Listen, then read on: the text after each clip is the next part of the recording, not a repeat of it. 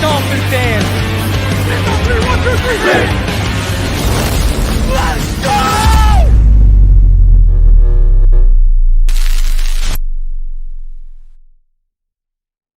What is good, Fin Nation? What's good? It is your boy Reason, and we are back here for another one as we are debuting a new segment. Hopefully, we're going to keep doing every month here, every 4 weeks with the great Omar Kelly.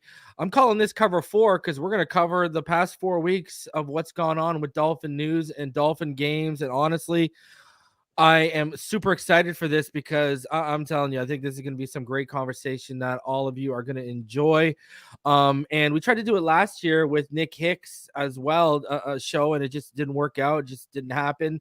And hey, so let's show them the content they missed out on. And if it was anything like our hip hop debate backstage, this is going to be a great. Yeah, you got to tell the people that we're late because we spent 7 minutes discussing Jay-Z, Nas, Black Thought, all kinds of your love for Raekwon and our differences in hip hop. Hey, bro, we didn't even get into the Woo discussion, and you're right. I do love Raekwon and Jizza. Anyways, Only Built for Cuban Links, one of the greatest albums of all time, but we're not going to go there. All right, I want to get your thoughts, man. Listen, last week everyone's riding high over a 50-point margin victory, 70 points put up on the board. Talking Super about Bowl. Yeah, Super Bowl. All these records either tied or broken, and on Monday, I woke up and I said, it's Bills week. None of that matters if we lose. And we didn't just lose. We thought the Dolphins were going to go in and make a statement. Well, the Bills made a statement that the window ain't as closed as people tried to assume it was. What are your thoughts and what are your takes on these tumultuous 2 weeks that we've just gone through as Dolphin fans? It's been such a roller coaster of a ride. As I wrote in my column, my post-game column for alldolphins.com, which is the site that I work for now, and I do a podcast with Alan Papard. I quoted Ric Flair, to be the man, you got to beat the man. And Josh Allen has been your daddy for the majority of this tenure and this run. You've beaten him twice, and really, he gave you those games. And a drop from Charles Clay in the end zone. And then last year in the first game where you lucked up and he kind of just botched away and fumbled away a fourth quarter drive to win the game. Mm-hmm. Josh Allen has been your daddy. He's got now a 10-2 record against the Miami Dolphins. Yeah. And really, Steffon Diggs is your stepdaddy too. Especially if you're not going to have Xavien Howard shadow him, which I thought was the most ridiculous thing that I've ever seen, and knew that they were going to take that approach. And I thought, this is dumb.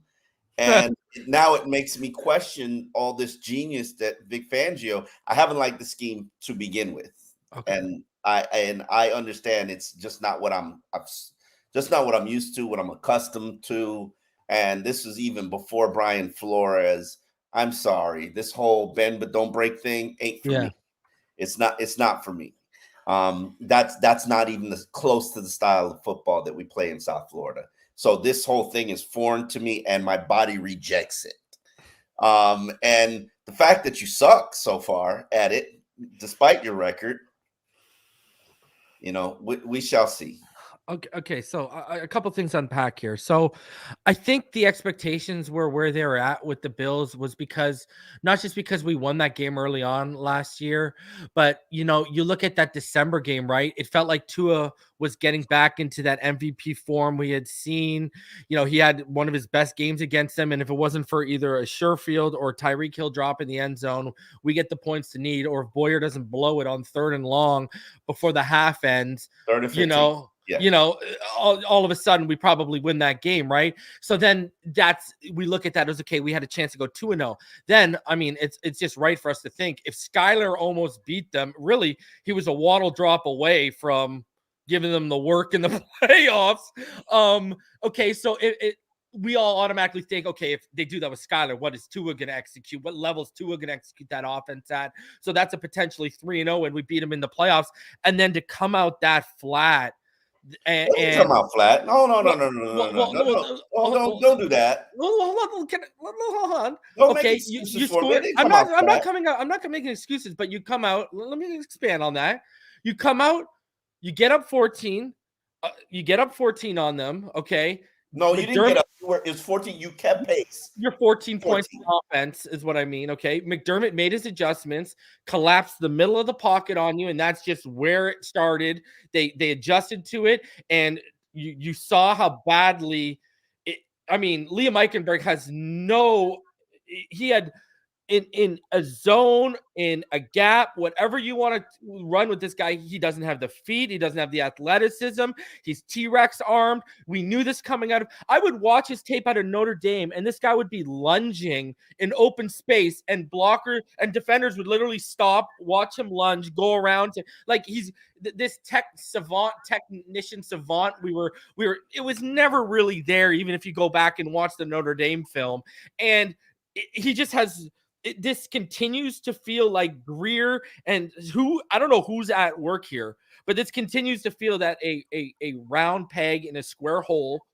He's tried every freaking position, and now it feels like to the point where it's malpractice if they don't get a veteran center, because you can't put that guy out there. He got Terron Armstead hurt, let alone we saw Tua putting his jiu-jitsu to work because we hadn't seen him take those type of hits. I mean, this in a timing and a rhythm offense, you cannot allow the middle to collapse because that's going to force him up. Don't put it all on Liam.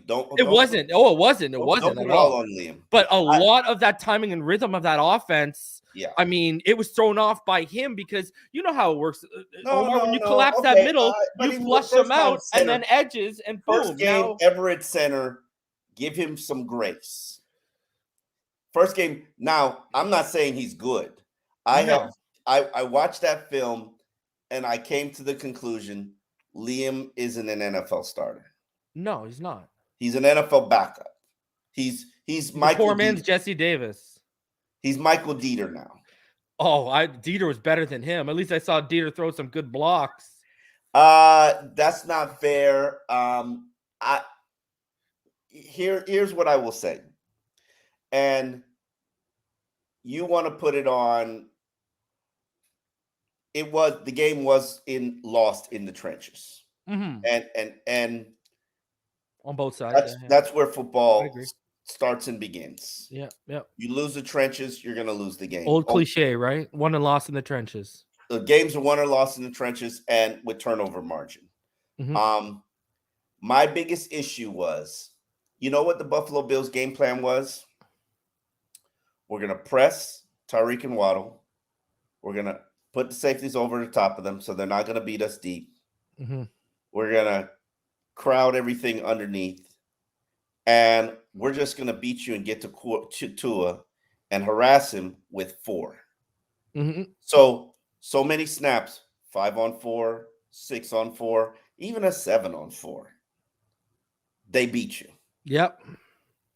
Over and over and over. Wish we had that pass rush with our front 4 with what our defense does. And there's and I wrote this after I did my film breakdown. I said, you will never beat the Buffalo Bills as long as they can harass you and hurt your quarterback. Yeah.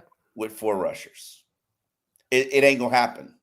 Agreed. They didn't have to blitz. They didn't have to do anything special. They didn't have to twist and stunt. They just snapped the ball, one-on-one beat their man, Mhm. and all 4 across the board. And yes, they play in waves and they've got 2 units. Maybe you should try that approach. They just whooped you. Yeah, I agree. And people can say On both sides. yeah, and then people can say it's on the offensive line. Well, at least they rushed for 100 yards. Yeah. A lot of that was on Devon 8-10. Yeah. I'm still struggling with that. I saw my I know. A lot of better now than ever, better now than later. True. But you just got whooped. And I know they didn't have a tremendous rushing game, but Bills ran when they wanted to. Oh, they could have. They could have done what the Chargers did. It felt like, you know what it felt like? It felt like we were against the Chargers again, but a more complete team. James Cook could have done what Eckler did against us, but they chose not to because it was Josh Allen yesterday. It wasn't Josh Allen. He was just doing whatever he wanted to us. I don't even think he had that great of a day. Steffon Diggs had a great day. Yeah, but he was getting out of the pocket. He was comfortable making plays on the run. I mean, it was no problem. What did he do yesterday that he hasn't done in the 10 previous games? Oh, 110%. I mean, he's the most comfortable. I wish he played against us like he plays against the Jets, but we can't frazzle him like the Jets can. I just don't. He plays at his most comfortable level against the Miami Dolphins. He is our kryptonite right now. I don't know what else. And we're through multiple regimes, and it's been like that. I mean, he just has a formula. I mean, he's ultra confident. They get up for us. I mean, even you talked about Diggs being our stepdaddy. These guys just find another level for us. That stab step that Kohu got absolutely put on the rotisserie that Diggs did. I mean, but it's not even just Kohu. Kohu's great at what he does, but I mean, people forget what he did to Ramsey on opening day last year. He does it to even the elite. Like, Diggs is one of the best route runners in the NFL. I mean, Kohu's been good on the boundary the past 3 weeks, but has he? I mean, he's been okay on the boundary. He's been passable. He's been more than passable, but no, he's not ready for Diggs, and not a lot of people, even the big guys, are ready for Diggs. You got to get up for Diggs. You got to hit that alarm and be ready to shout. I have no idea where people put this disrespect for Diggs and throughout the league. I've been obsessed with Diggs since I saw him at Bomarito's. When I went to watch Devontae Parker practice the year he was in the draft, and I knew he was on the Dolphins' radar, and Steffon Diggs was like, "Oh, you here to see him? Oh, okay, just make sure you watch me." Dude went and did everything after Devontae Parker did and did it better for a whole practice. And I said, holy crap, who is this guy? Oh, he got the dog. Listen, I was live when the Buffalo Bills acquired him, and I said to all the people in the chat, and I will never forget this because I bring it up all the time. I said, you watch the growth Josh Allen's going to have right now with that catch radius, that route runner. You watch. Oh, you're a Bills fan reason. Get a Bills jersey reason. And boom. For everything everyone says Tyreek has done for Tua, in a different way, Diggs has done just as much for Josh Allen's growth as a passer too. People seem to forget that. I mean, yeah. Diggs is amazing, man. I have Diggs as my third best receiver in the league. And you could say whatever you want about any other receiver that's out there. Tyreek is clearly number one to me. Yeah. I've never seen it. Tyreek is a freak of nature. You can't really take him out of the game. And then Justin Jefferson, Justin Jefferson, yeah. And then I'm at Diggs. You could have over Devontae, Over Devontae. I'm not a big Devontae fan. Like, I'm sorry, but a guy like X can take Devontae away, and a guy like X can minimize Steffon Diggs. I'm not saying he can neutralize him, but bro, come on, man. Like, now listen, let me ask you this because I'm a huge Xavien Howard fan. One of the reasons why I want this team to win a championship is because I was a huge Rashad Jones fan, and I felt bad we never even got that guy for a 2-year window was one of the best safeties in football. I don't care what anyone says. And put a pin in that. Put a pin in that. 1 second. Yeah. Since you're a Rashad Jones fan, everybody's up here giving Javon Holland his flowers. When has Javon Holland sniffed any of the plays that Rashad Jones has made throughout his career? Tell me the day. Rashad Jones was an all-pro, and I've only seen Javon Holland look like an all-pro for the last 3 games up until this week. Like, Rashad Jones was another level. People forget how elite he was for a time period, man. And like people need to put some respect on his name. He was an elite player for a and it's so long sad we stretch. never even got him a playoff win, and it's just for X. Like I want accolades for X because that's a Ring of Honor player right there. Yeah, But and I see even your commenters, Brian 35 X is so washed. I don't understand how fans okay, so have let me this. well, this Like, is let me ask you this, okay? Do you think it's because you look at Cortland Sutton and you look at early on in this season, it does look like it does look like he's I don't want to use the word sluggish, but it looks like he's lost a little bit of a step, even with his change of direction ability. I mean, Cortland Sutton was giving him the work with those whip routes in the back of the end zone. And do you think bro, that's that's a improvise. That's like you change directions. but In do you think that's why football. they were? Do you think that's why they were putting? Because even in week 1, right, he looked a little sluggish too. He was taking holding penalties because He was he was getting a little. pushed off. That was one of the Well, I'm savviest just saying. Do you think that's receivers why in the they? Do you think NFL. that's why? My question is: do you think that's why Fangio? Do you think that's why? I don't. I'm trying to discover. I'm trying to just decipher why. I'm trying to look for a reason why. Why would you have Cater go on a rotisserie and get cooked all game? Why? Why would you shake that kid's confidence like That's that? what I don't Why? get. Why would you do that? Like Steffon Diggs, no, it was Russell Wilson who broke Noah Igbenogany. But Steffon damaged him before, and Russell broke him, and never the same. A game like that, boy, you got to have a real big resolve to shake that off. Mhm. And you can have bad games. Like elite cornerbacks can have bad games. X has had games like that. X got cooked one time by Hopkins. You're gonna have. It's one of the hardest positions. Other than It's quarterback, it's the impossible. hardest position to play in Well, people don't football. understand. Cornerback, you are set up to Yeah. lose. You got to do Nobody everything in wants to play a reverse, and you got to cornerback. do everything in reverse, man. Like You are. This Oh. league is making billions off cornerbacks getting cooked. Yeah, You are literally set up to fail. and The it happens to the receiver can elite. push you off. The Yeah. minute you touch him, there's a flag. And you think that's easy job to do? Like on quarterbacks like Josh Allen, who can scramble all around, Steffon Diggs can run 3 different routes. You got to just stay with him and not touch him For like 4 seconds. Yeah. more than 4 seconds. Yeah. On Josh Allen, probably like 8 seconds.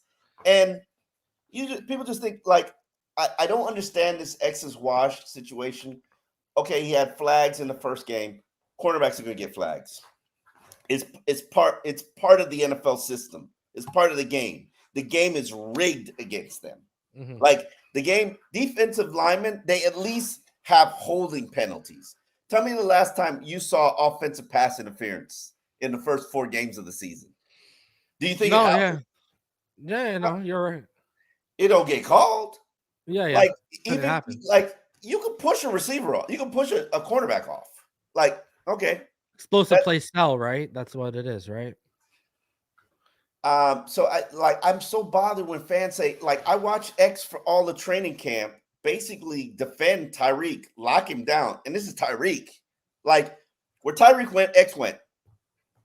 And Tyreek was a monster in training camp. And like Tyreek wasn't killing it like that. X was getting his work in. Well, didn't they only throw to his side once yesterday? If I remember correctly, it was like one time. They threw one pass on him, yeah, and it was like for 6 yards. Yeah, they didn't even look at his side. No, why would you? Like, come on. Like, okay, so let me ask you this. If you're gonna put him over there on the left side, and I know he's gonna be over there, I'm not gonna put Steffon Diggs over there. Okay, so let me ask you this. So why did Fangio make it sound like earlier this week, like, what guys want to stay on their half of the field, and then after the game, X is saying, "No, I was willing to travel with them." What's going on? Like, where's the disconnect here? Because you got a player saying he's willing. They said no. X asked to switch at halftime. They said no. So you take that for what it is.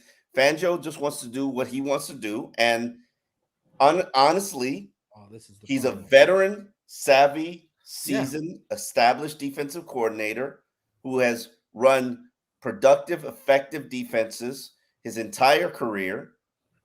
But just don't look like it's fitting or working. Okay, let me ask you this, okay? Because the two-layered question for you. Do you think he has to find a way to marry what he wants to do with what he's seen Boyer and Flores They do don't. with He this? doesn't even look at it. It's not relevant, and I think that's a mistake. Yeah, because I was wondering to myself, like, did he look at these guys and say, okay, I got Christian Wilkins, Zach Seiler, I got Jalen Phillips, AVG, et cetera, I don't think that he these did guys enough can homework translate on to his what I want to team. do? I don't think Oh, he did enough okay. homework on his On the team and his personnel personnel themselves. to Yeah. understand. He just came in, this is what I want to do. This is what they're going to have to learn how to do. And it is what it is. And so this is a turnover of, yeah, you don't see this vision tells year 2 or year 3 really start to come together, basically. I don't know. I don't know. I think you're looking at whole new D-line, whole new linebackers. Yeah. Probably whole new cornerbacks. Like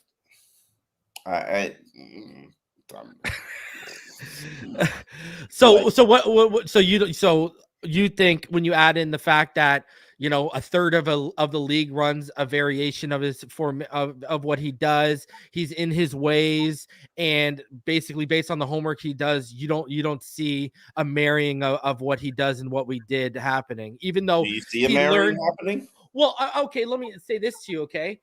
If we're smart enough to see the success he had, for example, late in the Chargers game or in the Patriots game when he started manufacturing more of a pass rush and pressure for them, You you don't think the because he light went had on? to. Yeah, but you don't think the light went on that maybe, okay, I got to start using this a little bit more? No, he has, and he blitzed the Patriots more. Yeah. Did he blitz Denver? I'm not sure if he blitzed. He didn't really Denver. have to. Yeah. There is and I understand his thought process. He wants to blitz when he wants to, not when he has to, not because he has to. Yeah. And the situation forced him to blitz against the Chargers. But I think there has to be a marrying of what this team is good at, what this team has done well. Like, and it's not just Fangio. Like, for instance, do you know what the best thing Jerome Baker does is? He's an off-ball blitzer. That's basically his best tool, I think. Yeah. What? I did a video on it a couple years ago when they were trying to force him as a mic. Yeah, I'm like that's the best thing that he does. And it's not just Fangio, because Flores did it, Boyer did it. Before he's terrible then, in coverage. He doesn't even drop deep enough into his holes. Like he used to be better in coverage. I don't know what happened. But yeah, he's not that great anymore at it. He's what we drafted him to be, and he still hasn't changed. He's a wide 9 off ball blitzing will linebacker. He hasn't changed. That's what he is. He is exactly that's exactly what he is. And David Long, and I'm not singling out anybody, but it's been rough. Because his tape coming in here was great, but it's been rough. I heard that his tape coming in here was great. I didn't buy it. I never bought it. And it was a lot better than what he put down over the first 4 weeks. I can at least tell you that much. Yeah. But remember, in Tennessee, he's got man eaters cleaning things up for him. And you don't have that here. Yeah, you don't have that here. So and that's where the change is going to come, I think, right? Huh? Do you think that? I think that's where the change is going to come that you were talking about with the whole new offensive line. You're going to get those big bodied guys in there that are going to be eating space and stuff and filling gaps, basically, I think. I honestly can't tell you. I don't know. I have no idea. Because I don't see them paying Wilkins $20+ million. I just don't see it. He's hurt his market value, in my opinion. I mean, we already knew. Yeah. Well, he'll get it somewhere else. He ain't getting it here. I mean, I don't think that's happening here. Because I mean, let me ask you this: would you rather re-up Connor Williams and Robert Hunt, or would you give that money to Christian Wilkins based on how bad our cap is coming up? I don't want to. I think we've learned how important Connor Williams is. I view him as the second best offensive lineman. I view him as a cornerstone for where this team is and where they need to go. Yeah. Robert Hunt, love him. I think he's a great guy. I think he's a solid fit. I was concerned that he wasn't a good scheme fit for this team, but he's proven me wrong. Do I pay him $7, $8, $9 million a year? I don't know. But knowing this team's history of drafting offensive linemen, Jesus Lord, I don't feel comfortable. I have to reassess and look at where they are financially. I want to continue to see where this team is playing. Obviously, I don't think Baker will be back. I don't think Emmanuel will be back. I don't think X will be back next year. And then like assess based on how things are trending, how teams are treating them, how this team is using them. The fact that you just chose not to and were adamant about when somebody comes to you at halftime and says, "Hey, I'd like to shadow Steffon," and they're like, "No, stay over there." And okay, you're paying me to do that. Obviously, you don't have a respect level for me, and that to me is an issue. So it's a telling sign of things to come. I've been here long enough. I've done it 15 years. I know I know what's going on. And so I don't know where I put my resources, but as I've said from the very beginning, which is part of the issue that now me and Christian are having, I'm not paying Christian Wilkins that money. Like, why would I? When I don't have to. I can just tag him next year if I want to keep him. And at this point, even a tag at $22 million. Sorry. I see. I'm okay with 15 or 16, but I don't know when we're getting up there right now. See, and I said 16. I said 16, and he and his camp were insulted. No. And hey, I'm like, and that's part of the thing. You're saying I'm not paying you because you're not producing sacks. Okay, well then my focus is I'm going to produce sacks. Yeah, but he's not even the same run stuffer he was. I mean, I'm watching him get parted like Moses is just putting his staff down and he's the Red Sea, just getting parted and just opening. And what's funny is it's not just him. Don't put it on just him. No, it's not just him, but let's talk about him for a second here, because the Chargers game, I go back to that and it's like we thought that right side would be a little bit of a weakness that we could probably, that we could get some penetration on. They were running Eckler, just daring Wilkins and all those guys. Oh, you want 24 million? All right, try and stop me. And just running down his throat. And listen, now.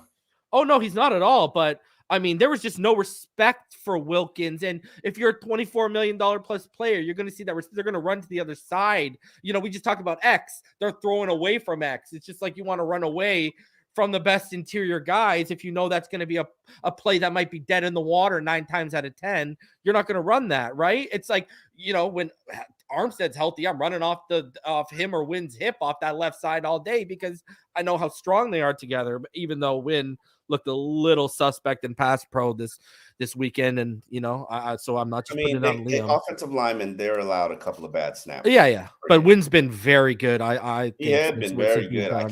I'm not gonna sit there and No, he's been good, man. We're not gonna be able to afford him type of good if he keeps playing this way. So you're not gonna be able to afford a lot of people on your team. You're not gonna be able to afford Andrew Van Ginkel. Yeah. Yesterday's price is not today's price, and Andrew Van Ginkel's D-line is edge player number 1 on this team, and you signed him to a special teams contract. Like, what you gonna do about that? That's a problem.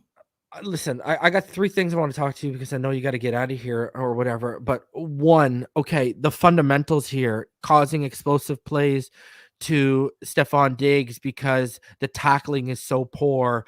Chunk play. Don't blame it on time. But we've seen it through 3 different regimes. We've seen it through Flores, Boyer. We've seen it, man. Who's tackling you're referring to? Like, Javon Holland was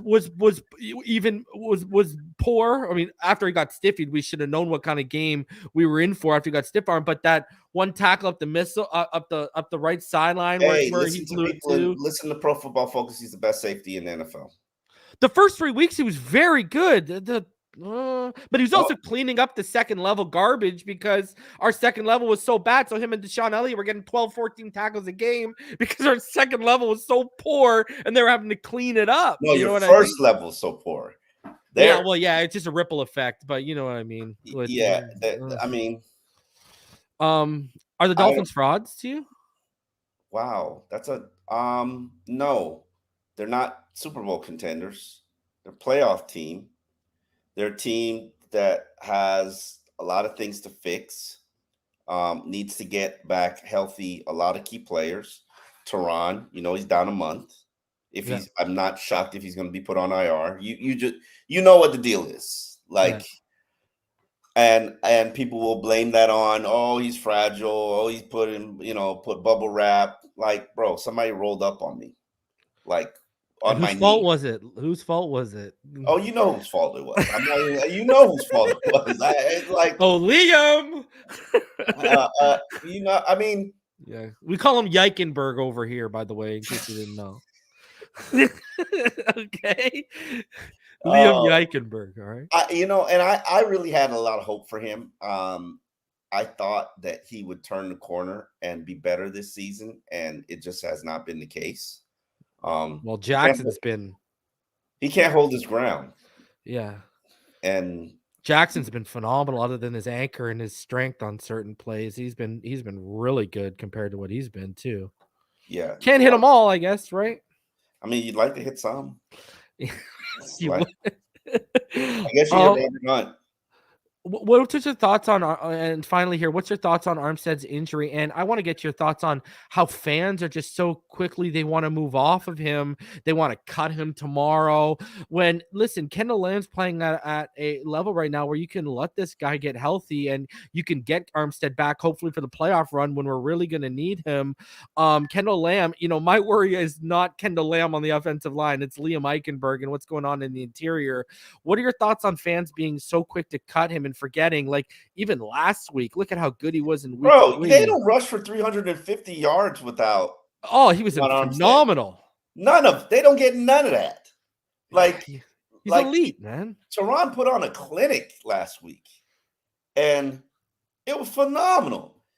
I really hate how short-sighted fans are, and I get it. They're fanatics, they're fans, but everybody needs to be cut. Nobody can be re-signed. Last week, this is the greatest team ever in Dolphins history. And, how are we going to keep this whole thing together? Mike McDaniel's a genius. Mike McDaniel got out coached last week. Mike McDaniel and Vic Fangio, they got out coached last week. And, there were some shots that Mike McDaniel was trying to take. I think it was a 2nd and 1. And he tried to take a shot. And Buffalo was like, nope, we're going to beat you with 4 and drop 7 in the coverage. And there were only 2 receivers out. It was only Waddle and Hill. And Tua had nothing but a check down to Barrios that he couldn't see because he was under so much pressure. Like, you're not going to be in Buffalo's league if you cannot protect Tua while they rush 4. They're like, we don't need more than 4 for 5 offensive linemen. Just terrible. We will just whoop you. And you can't like that game. If Connor's in, do you think that goes that way? Because I don't think it does. With who? If Connor was in there, does it go that way? Because I don't think it does. Connor and Terron, I'm curious to see. And maybe because I agree with you that Connor's our second best lineman, but he yesterday proved he might be our most important. I've said he's been the most important since. You're right. I said he was the number 1 priority to resign when he was because of how Kendall Lamb's playing right now. You're right, 110%. No, it's not just that. Terron is an elite player. Kendall Lamb is a serviceable NFL starter. There's a difference. There's there and then there's here. No, but what I'm saying is it allows you to deal with what Terron Armstead's going on. We got nothing to deal with what Connor Williams is going on. Connor cleans up. Connor anchors well. He cleans up for other people who are getting beat. Yeah. And he goes and makes second level. Oh, he's an all-pro after the snap. After the snap, he's an all-pro. Don't get me wrong. But let me get you. Okay, so do you see them just shoring up? Do you see them shoring that up? Is this going to be a recurring or a nagging thing that we might have to get a veteran? I mean, they shouldn't have pulled the cord on the Feeney thing, but do you No, they see should have. them? Feeney sucked. They should have. Feeney, bro, that was the best trade Chris Greer might have made. Like, you guys drafted. Okay, so do you that see guy. them trying to get something instead, or they're going to roll with Eichenberg in case something, if this is recurring? I have to think that there's got to be some center on some team's practice squad. Is Ulave that bad? He's not good. He's not good. Because you've seen him with your eyes more than I have. So Yeah, he's not good. He's not bad. He's not a disaster. Liam's better is all I gotta say. Oh God, then yeah. Oh, Like, oh, man. Liam could have fill the struggled water. twice as bad as he played, and I trust you they wouldn't have made a change. Yeah. And Lester Cotton's your next guy, and Lester Cotton knows how to snap half as good as Connor Williams. So Liam might actually be your best snapper. I know what you saw there was not great, but if you give Liam as much time to snap as like Liam, I think his future position is center. Unfortunately, he didn't play very well. Yeah. And it is what it is. You're not going to hit 1,000 on. Zach Morgan says we should trade for Matt Milano. That's exactly what they need. A linebacker. Well, Devin White. If the Buccaneers are losing, Devin White is in his last year of his contract, or you can try and get Levante David to come up the street. You've been flirting with the Levante David for. They have actually been in the bidding for Levante David for like 3 cycles. And it just hasn't. I think he's going to retire a buck. This is just. I know hindsight is everything, but they should have got Roquan last year. But that's just hindsight. I understand the Chubb move when they made it, and I understand everything why they did it. But the hindsight is they probably should have got Roquan. But it is what it is. I mean, that's the thing. People are selling Chubb, and I'm not ready to sell Chubb yet. I think he was $100 million player? No, but you paid him that. So, now you got to make the best of it. Does it help that he's getting outperformed by Andrew Van Ginkel? No, but, right now, especially while Jalen Phillips is nursing that oblique back injury, you got to make do with what you have, and you got to do, and the backups are stepping up and they're playing well. It would just be great if the starters actually performed. Was Baker benched yesterday when Duke Riley came in? I don't know. That's a good question. Maybe it was an injury. Maybe it was a rotational thing because Baker came back. Yeah, he did. I know he came back in later, but he was benched for a little. It looked like he was benched there for a little bit to send a message. I don't know. I mean. And after Fangio saying he kind of sugarcoating when he said, I expect more out of Baker last week, but not in those many words, but kind of sugarcoating that he likes what he's seen, but he does expect more from him. It just kind of fell in line with it, but I don't know. I wasn't in the room. You know what I mean? I mean, yeah, but he's been critical of everybody except for Christian Wilkins and Javon Holland. So that's what I say. He warned all of us what we're seeing from David Long. He warned us in the offseason. Like, he's been telling everyone, I don't have my personnel for what I want to run all offseason, and just people weren't listening. Because I think a lot of us, like him, thought we had Wilkins, Ogba, Phillips, all these guys. We thought they were good enough or elite enough where they could be translatable to what he was going to ask, and some of them just aren't translating. And I think it's because a lot of them come from a structure where pressure and sacks were manufactured a lot by design and play call. Not to say they can't. There are great natural pass rushers here. I just think Jalen Phillips needs to work on his counters and such, but they can get pressure naturally. But I think now he's got to realize I've got to manufacture more for them than just relying on my front four just to get pressure, because they've never been those guys under the past regimes that this front can get 4 by themselves and create it like we saw from Buffalo yesterday, unless it's a fully depleted offensive line. You know what I mean? But against starters, we just can't naturally create that 4-man pass rush. These guys they haven't shown that over the last couple of years. I don't know. And I guess we all bought the Kool-Aid that they would translate to what he wanted to do, and they're just not doing it.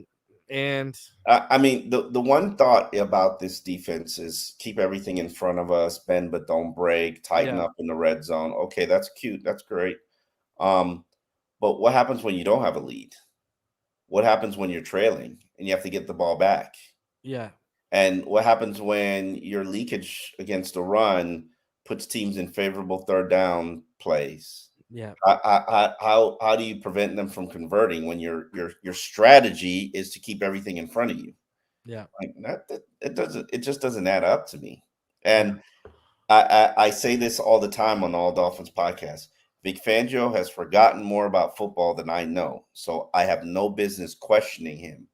But some things he's doing just doesn't make sense. Like, Mhm. you're not going to shadow Xavien?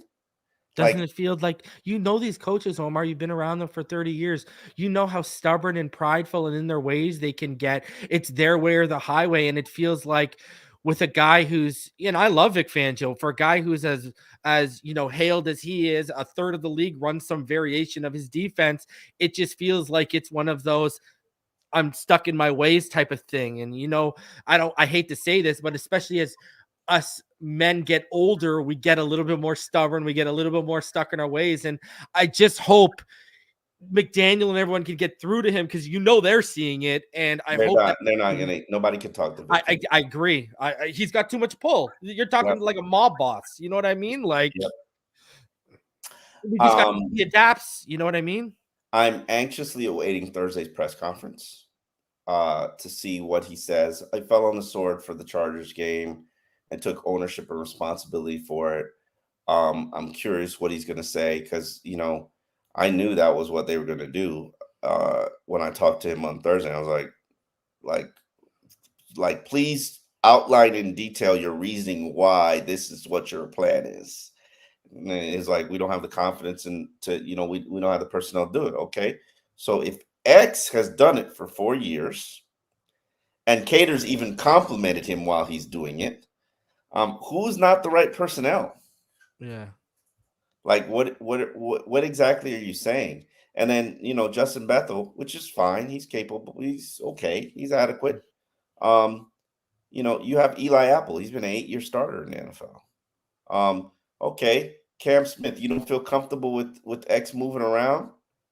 Okay, put Cam Smith. See what the young rookie's got. I mean, you do have options. Yeah. Your choices are only limited by your inability to be creative and to compromise. Yeah. So we'll Well, see. we got a chance to go 5-1 heading into what I think is going to be the stretch of Philly, New England. I hate when people do that because you're lumping those two games in. It's I like, know. oh, I'm just saying. those are You our base, easy stretch. no, it's not. But this is let's go off the standard and the expectations that McDaniel Watch talks about. Carolina get all up in your thing. I know, but if they live What? up to their standard and expectation, I think that 3-game stretch of Philly, New England, and KC, that's going to tell us everything we need to know about this team. It's right around the corner. Because hey, let's see let's pray and cross everything you own that Fangio is just feeling out the process and he's going to make his adjustments as he starts feeling out the personnel. But you should know your personnel by now, week 4 into the season. But here we are. Hey man, go ahead, plug everything you got going on, where everyone can find you and Poupard's podcast, as well as where everyone can keep up with your articles, and obviously on Twitter, and you're obviously doing WQAM as well. So plug everything you got going on, and yeah. I'm a hustler right now. I'm You are. supporting myself through my work, and I greatly appreciate everybody who clicks on every story because I am now in the pay per click category of life. I appreciate everybody who listens to all the podcasts. That has taken root, and we're really working hard. We're trying to get to where Reason is, where he's got graphic artists and intros. Man, your intro's too long, bro. That intro's long. You know that, right? You got to cut that thing down, right? That was like a 2-minute intro, bro. I know you paid for it, but you got to cut it down a little bit, all right? We're trying. We're so bread and butter right now, and we're just feeding people inside what happens on a daily basis from the people who are asking the questions and from the people who have the context and the information, and and I'm just trying to get you ready and prepared for Sunday. And Poupard brings history and context, and we argue, but we also show people we don't have to agree all the time, but there's, and this is what I hate about the world now, and especially the podcast community. People think yelling at each other is entertaining, and I absolutely despise it. Why can't we disagree and have a conversation? Like I want to have the Jay-Z Nas conversation with you, and we can both sit at two different points of perspective and share our perspective and come to an agreement. We don't have to agree, but we should respect each other's opinions. Now, in this media age and society, there must be a winner, there must be a loser, battle to death. And I just don't agree with that. Thanks, Skip Bayless. Oh, don't blame that on Skip. Skip's made a lot of people a lot of money. So.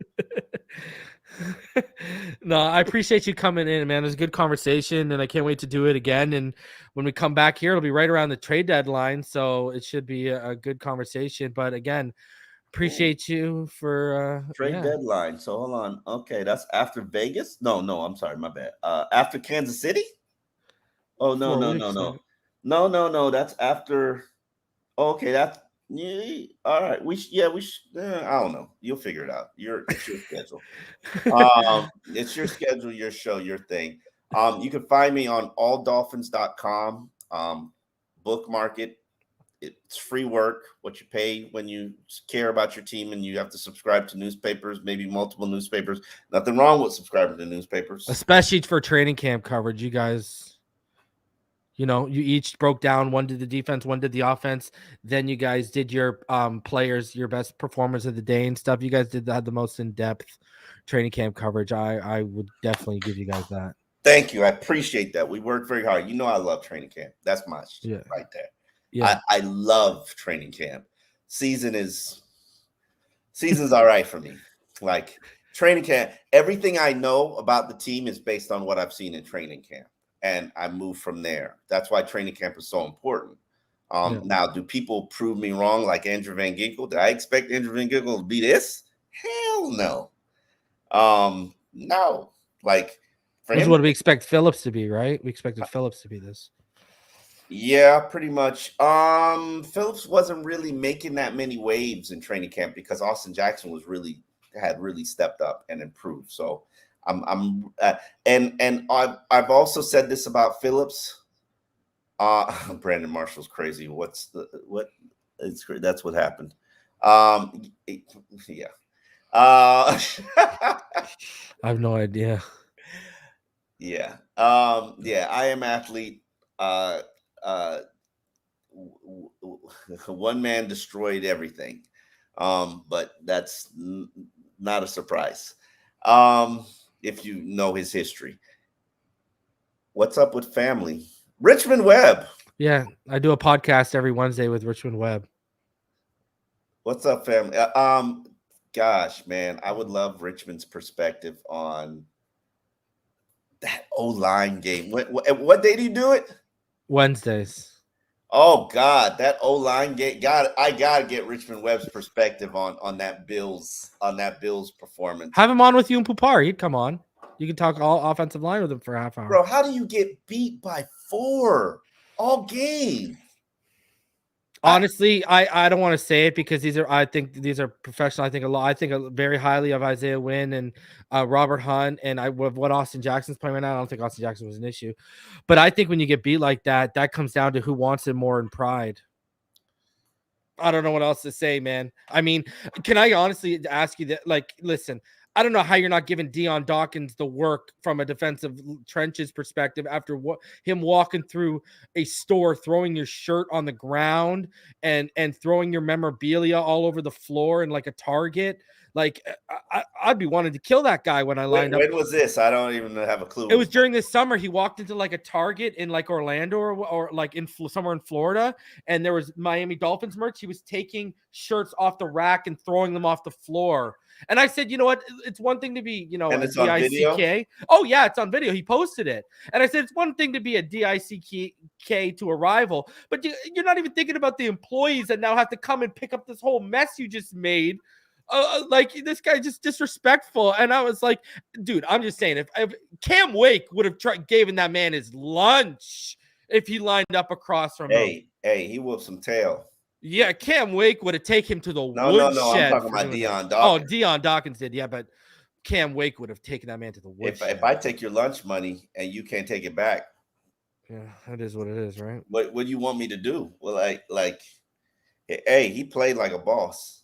A lot of Bills played like boss. They sent Miami a message. You are our B. And what do you say? Like what? Like No, hey, see you at nothing the to season. say. See you at the end of the season. Basically. And let's make sure this means something Yeah. because I do believe that game will mean something at the end of the season. They just lost their top cornerback, so every team is going to have to go through something. And right now, I would argue to you that the Miami Dolphins have been fortunate so far from an injury standpoint, where not a lot of teams are fortunate. Tell me the player you've lost for the season. You haven't. No, Ramsey coming back. Yep. So, And Ramsey, even at 70%, is going to be better than what we have on the boundary right now. On the other side of X, I mean. Hey, Nick Needham's coming back. I think he's probably maybe a month away. But he's going to be, you don't think they'll put him back as a nickel in the slot? No, Cater's my nickel. Nick Needham would be my boundary. Okay. Cater's physicality is so up there. He's a perfect nickel. Quick range, quick change of direction, which I don't think Needham has a quick change of direction. He's certainly not going to have it after the injury. So Nick is on his way back, but will he be ready to play nickel? Probably not. I would feel more confident with him playing safety than him playing nickel. So that's always been an intriguing move. Yeah. Safety. So I don't, and to be honest with you, who knows who fits Vic Fangio's scheme? Because I can't put my finger on it right now. Nobody fits Vic Fangio's scheme. Like, you tell me who fits Vic Fangio's scheme. It looks like AVG and Javon Holland do so far, and Deshaun Elliott does. Okay. And that's as far as I can go tell you right now. Yeah. I mean, I can say Chubb based on history, but clearly he doesn't have the support in the front to be what he used to be in his in it. But here we are. All right, man. Hey, I appreciate y'all doing this. Yeah, again, we'll be back in 4 weeks, hopefully. And man, great conversation. And guys, tomorrow I'll be live with Martin, and we'll be breaking down all of Tua's dropbacks. I think there's 41 dropbacks of the all 22 tomorrow. So we'll be breaking down every dropback of Tua. And then I'll be live with Richmond Webb on Wednesday and Mr. Ballgame as well. And then on Thursday, I'll be live with Neil Driscoll. And on Friday, we will do our game preview. So until next time, stay happy, healthy, safe, and blessed, everyone. And as always, fins up all day, every day. Have a fantastic evening, everyone. All right, guys.